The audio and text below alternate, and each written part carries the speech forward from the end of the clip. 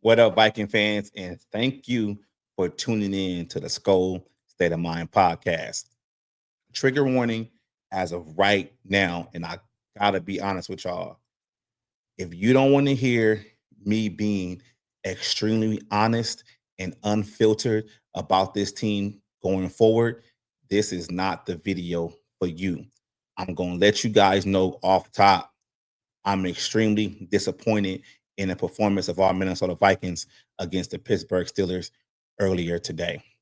Now, within this video, I'm going to break down my opinion on what I feel the Vikings should have done in this game and the missed opportunity that they had within this game.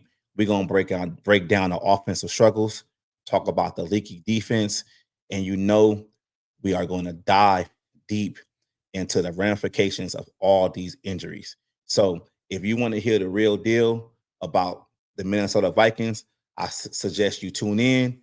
But if you don't, hey, this is your opportunity to click off. So, let's get into it. My initial thoughts of this game, it goes like this. Look, coming off a dominant performance against the Cincinnati Bengals, I feel the Vikings should have taken care of this team. And if you follow me on this channel, you already know how I feel about early in the season. You have to stack wins because the season is going to get extremely competitive and challenging, especially after the bye. We've already went over the teams that the Vikings have to face after the bye in numerous videos. This ain't that video, but I think the Vikings missed a lot of opportunities within this game just to close it out, or especially at the end of the game to basically tie it up and give the Vikings a chance to win it in maybe overtime. And a lot of that stuff was, I would say, in my opinion, it was just squandered. Like it's kind of like the same situations over and over again.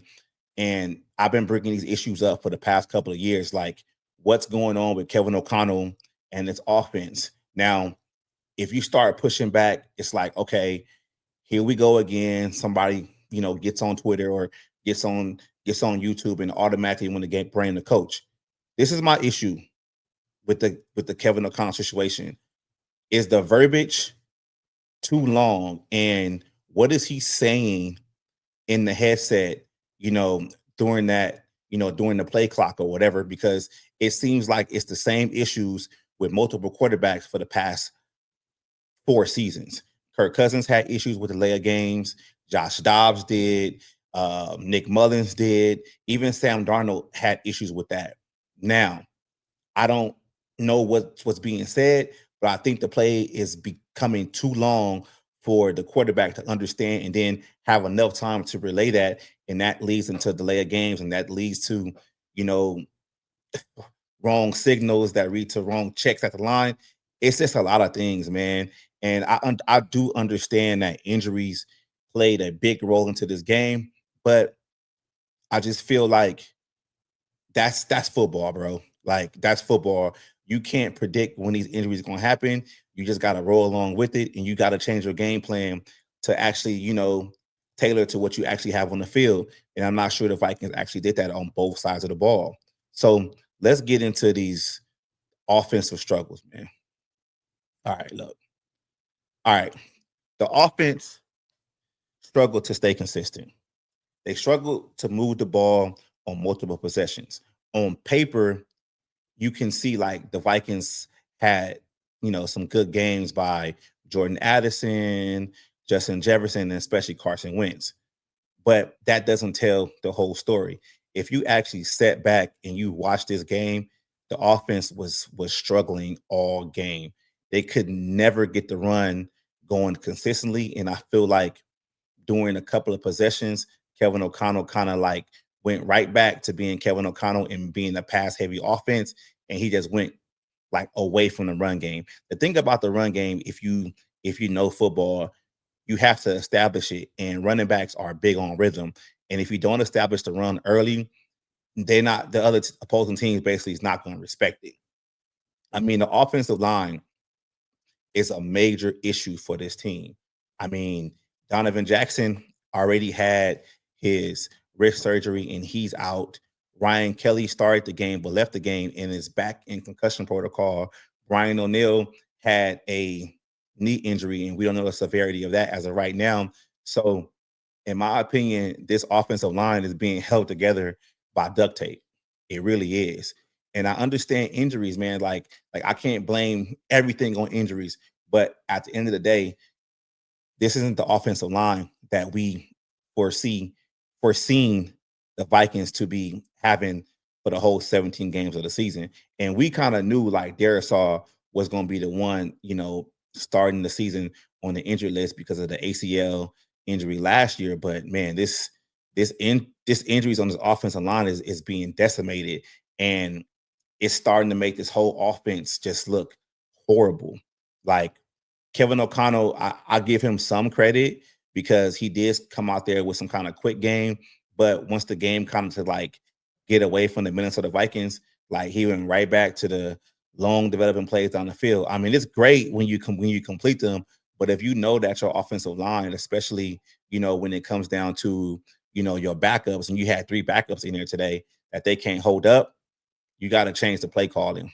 I mean, this isn't a me jumping on my soapbox and actually like throwing shots at Kevin O'Connell. It's not that. I'm just calling it how it is. I really am.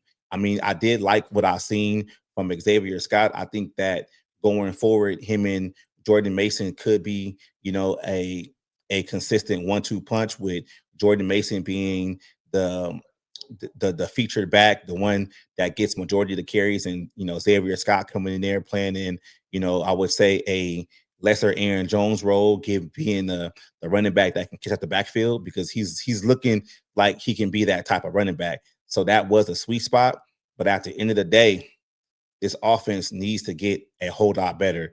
This offense needs to be more consistent. And I know people out there are going to be like, well, what do you expect? The Minnesota Vikings brought out Carson Wentz. He's a backup quarterback. But that's not the shit that we were hearing this whole week. That's not. And I have to call it how I see it.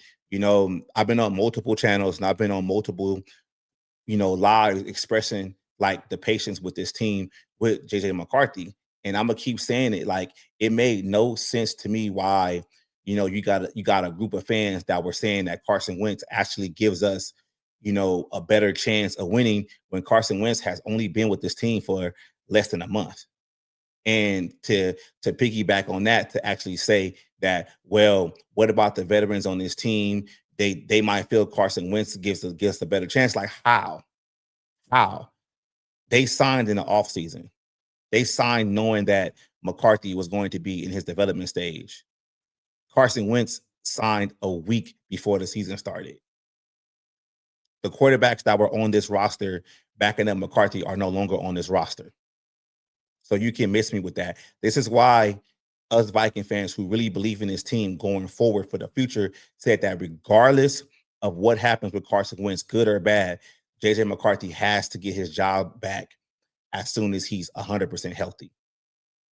That's what we're saying. So you can't live in two worlds to where it's like, well, if Carson Wentz plays good, it does not matter. JJ McCarthy is the quarterback of the future of this team. And in order for him to actually develop, he has to play. But now you got the sour taste in your mouth, because I would say that Carson Wentz did have a bad game. He did throw for 350 yards, but he did have a bad game. Those two interceptions were horrible. He got sacked like 6 times. Just throw the fucking ball away. Sometimes you get what you ask for, and I'm sorry to say it, but it just is what it is. So let's keep it moving. Let's talk about this leaky defense. All right. This defense, man, like, I spelled that wrong. But look, this is how I feel about the defense, right? I've been real critical of Brian Flores since he's been here. And my biggest gripe with this defense is, it's great with the stats because they blitz, They get some turnovers, but it seems like when this defense has to play against a veteran quarterback or a quarterback that knows what they're doing behind center, that's not a backup or that's not a young developing quarterback, they seem to always give Brian Flores defense problems because they don't really care about all that checks at the lines, all that, illusion of complexity, all the defensive disguises. They don't actually care about that. They just wait until the Vikings have to set up, take the play clock all the way down.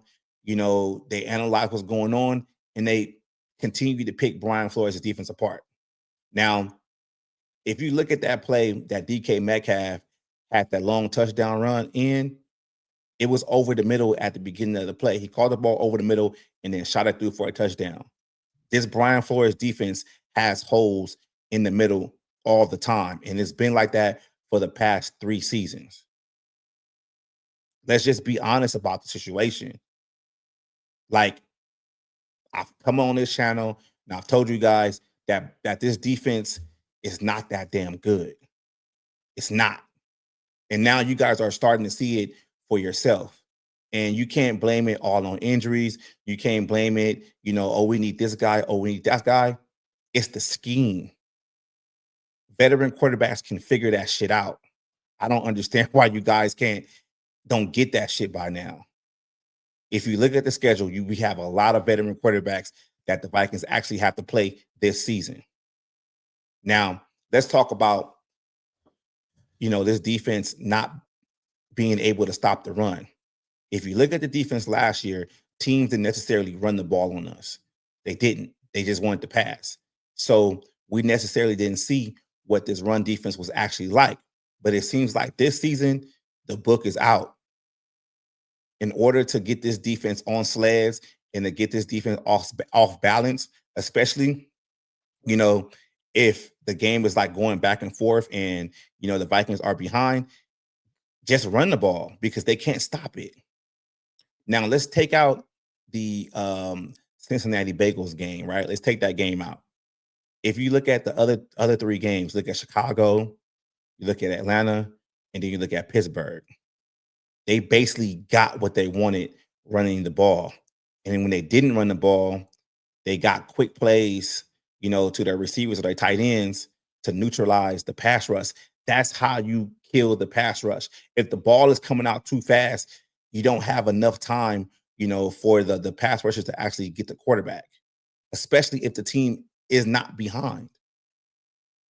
We all talked a lot of shit about Aaron Rodgers being old, but he didn't look too damn old once he put that jersey on today. He got the job done. He beat the Brian Flores vaunted defense that people are hailing and always talking about. This defense has issues, and it's time we have these conversations about it. And I said this shit last year.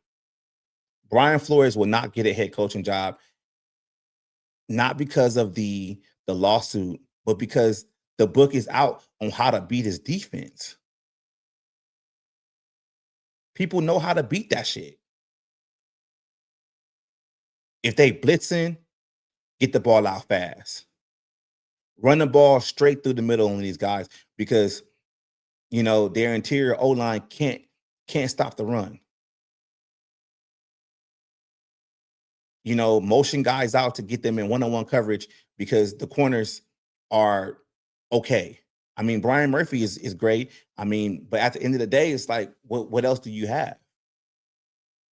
Isaiah Rodgers had a great game against the Cincinnati Bengals, but it didn't look so great today. Let's just be honest. So I think we need to start having a conversation about this Brian Flores defense, and he needs to make some kind of adjustments.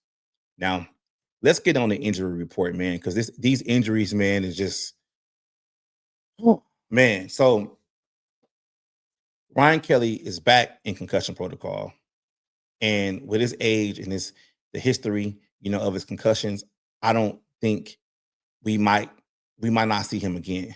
And I said it earlier, like Brian O'Neill left with a knee injury. We don't know the severity of it. It's unknown. Donovan Jackson is already out. Jonathan Gennard left the game for a little bit, and then Andrew Van Ginkel is has a neck injury. Now these injuries are piling up, man. It really is.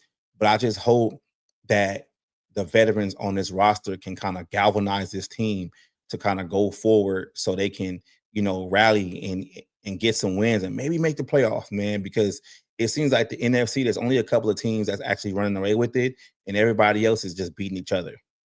So it's tough. It's tough. Like I'm really waiting to see and hear what's going on with Brian O'Neill. I hope his injury doesn't keep him out the rest of the season. But hey, it is what it is. And this just goes back, to me saying, earlier that now with these injuries, especially on the offensive line, like I had this gripe about where's the development? Where's the development? Now you're forced to play players in their development stage that may not be ready. You're gonna have to bring out a Walter Ross. You're gonna have to play, Michael Jerkins consistently. You gotta see where you want to put Blake Brandel at as of right now. Are you gonna kick him to the outside and let him play tackle, or are you gonna keep him in the inside, and play guard? Because I don't think Justin School should be considered you know, a starter if Brian O'Neill is gone for the rest of the season. I think he needs to be third at best because he's been getting beat like a drum all season since he's been coming in on the left side and the right side. So it's just tough, man. It's just tough because I remember Luke Braun doing a video, and he was basically talking about everything that can go wrong with the Minnesota Vikings, and injuries was, one of them things. And now that you see the season and we're only 4 games in, injuries is decimating this team. Injuries is dictating what's really going on with this team. And I just feel like coaches, veteran players, young players, they just got to figure something out and, try to get healthy and galvanize and just try to do what they can do to go forward because hey, this is part of the game. You can't just stop playing football. You got about 13 games left. You can't just stop playing because a couple of players are injured. Yeah, the injuries hurt, but you got to just fight through it. That's gonna have to build character on this team. So let's keep it moving. Let's keep it. Let's keep it.